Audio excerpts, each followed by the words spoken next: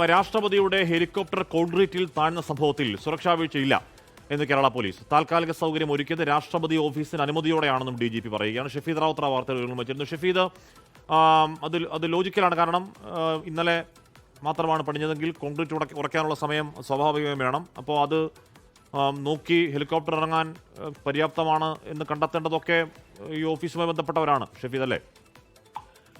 അശ്മിതിൽ ഏറ്റവും പ്രധാനപ്പെട്ട കാര്യം ഇത് ഏതെങ്കിലും തരത്തിൽ സുരക്ഷാ വീഴ്ചയാണ് എന്നുള്ളത് സംസ്ഥാന പോലീസ് വിലയിരുത്തുന്നില്ല. മാത്രമല്ല, നമുക്കറിയാം ഏറ്റവും അവസാനത്തെ നിമിഷമാണ് ഈ നിലയ്ക്കൽ നിന്ന് ഈ പ്രമാടം സ്റ്റേഡിയത്തിലേക്ക് ഒരു താൽക്കാലിക സൗകര്യം ഒരുക്കിക്കൊണ്ട്, ഒരു താൽക്കാലിക കോൺക്രീറ്റ് സൗകര്യം ഒരുക്കിക്കൊണ്ട് രാഷ്ട്രപതിയുമായിട്ടുള്ള ഹെലികോപ്റ്റർ ഇറങ്ങാൻ സൗകര്യം ഒരുക്കുന്നത്. അവിടെ സംഭവിച്ചിട്ടുള്ളത് പൈലറ്റിനടക്കം ധാരണയുള്ള, അതായത് ടയർ താഴ്ന്നു പോയിട്ടുണ്ടെങ്കിൽ സാധാരണഗതിയിൽ അത്തരം ഗ്രൗണ്ടുകളിൽ ഇറങ്ങുമ്പോൾ സംഭവിച്ചത് എന്ന രീതിയിൽ മാത്രമാണ് കേരള പോലീസ് വിശദീകരിക്കുന്നത്. മാത്രമല്ല, അക്കാര്യത്തെക്കുറിച്ച് ഈ ഹെലികോപ്റ്ററിന്റെ പൈലറ്റ് ഉൾപ്പെടെയുള്ള ആളുകൾക്കും രാഷ്ട്രപതിയുടെ സുരക്ഷാ ചുമതലയുള്ള ആളുകൾക്കും ധാരണയുണ്ടായിരുന്നു.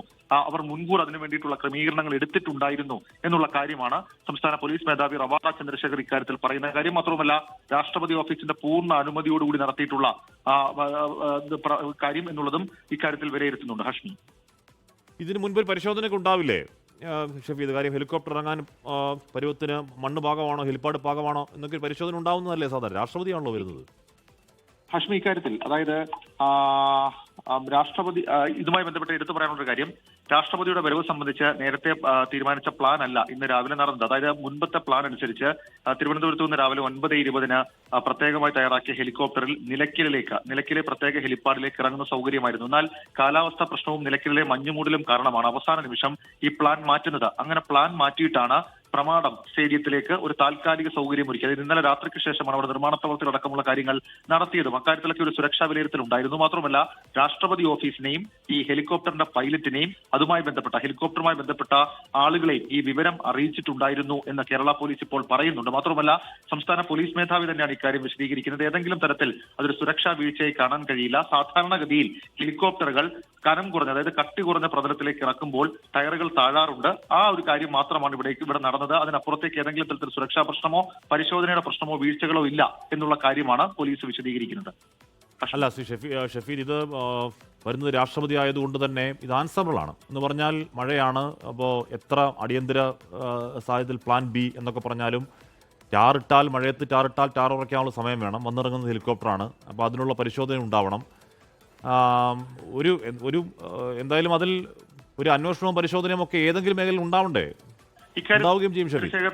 ഹഷ്മി, ഇക്കാര്യത്തിലെ വിവരശേഖരണം ഉൾപ്പെടെയുള്ള കാര്യങ്ങൾ ഇതിനോടകം തന്നെ സംസ്ഥാന പോലീസ് മേധാവി പോലീസ് ആസ്ഥാനത്ത് നടത്തിയിട്ടുണ്ട്. പ്രത്യേകിച്ച് ഇന്റലിജൻസിനാണ് രാഷ്ട്രപതി സ്വാഭാവികമായും കേരളത്തിലേക്ക് വരുമ്പോൾ അതിന്റെ ഏറ്റവും പ്രധാനപ്പെട്ട നിരീക്ഷണ ചുമതലയുള്ളത്. ആ ഇന്റലിജൻസിനോടക്കം ഇക്കാര്യത്തിൽ വിശദീകരണം തേടിയിരുന്നു. അതിൽ ഏറ്റവും പ്രധാനപ്പെട്ട കാര്യം, ഈ പ്രമാടത്ത് ഹെലികോപ്റ്റർ ഇറങ്ങി റോഡ് മാർഗമുള്ള രാഷ്ട്രപതിയുടെ യാത്ര സംബന്ധിച്ച് കേരള പോലീസിന് ചില ആശയക്കുഴപ്പങ്ങൾ ഉണ്ടായിരുന്നു. അക്കാര്യത്തിലെ പ്രാക്ടിക്കൽ ഡിഫിക്കൽറ്റി ഉൾപ്പെടെയുള്ള കാര്യങ്ങൾ കേരള പോലീസ് രാഷ്ട്രപതി ഓഫീസിനെ അറിയിച്ചതുമാണ്. അതിനുശേഷം രാഷ്ട്രപതിയുടെ ഓഫീസും രാഷ്ട്രപതിയുടെ സുരക്ഷാ കാര്യങ്ങൾ കൈകാര്യം ചെയ്യുന്നവരും ഇത് വിലയിരുത്തി അനുമതി നൽകിയതിനു ശേഷം മാത്രമാണ് ഈ പ്രമാടത്തേക്ക് ഹെലികോപ്റ്റർ ഇറങ്ങാനുള്ള തീരുമാനവും അതിനുശേഷം റോഡ് മാർഗം ഇതിലേക്ക് പോകാനുള്ള തീരുമാനവും. ഏതായാലും പോലീസ് ഇക്കാര്യത്തിൽ വിലയിരുത്തുന്നത് ഇങ്ങനെയാണ്. രാഷ്ട്രപതിയുടെ ഓഫീസിന് പോലീസ് ഇതുമായി ബന്ധപ്പെട്ട റിപ്പോർട്ട് കൊടുക്കും. ആ റിപ്പോർട്ടിലും സുരക്ഷാ വീഴ്ചയല്ല, സാധാരണഗതിയിൽ ഹെലികോപ്റ്ററുകൾ ലാൻഡ് ചെയ്യുമ്പോൾ സംഭവിച്ച കാര്യം എന്ന രീതിയിൽ ഒരു കാര്യം മാത്രമായിരിക്കും പറയുക. അശ്മിൻ, ലോകത്തെവിടെയായാലും ഏത് സമയത്തും 24 വാർത്തകളും ഓഗ്മെന്റഡ് റിയാലിറ്റി പാക്കേജുകളും എക്സ്പ്ലെയിനറുകളും വിശദമായി കാണാൻ ഞങ്ങളുടെ യൂട്യൂബ് ചാനൽ നിങ്ങൾക്ക് സബ്സ്ക്രൈബ് ചെയ്യാം.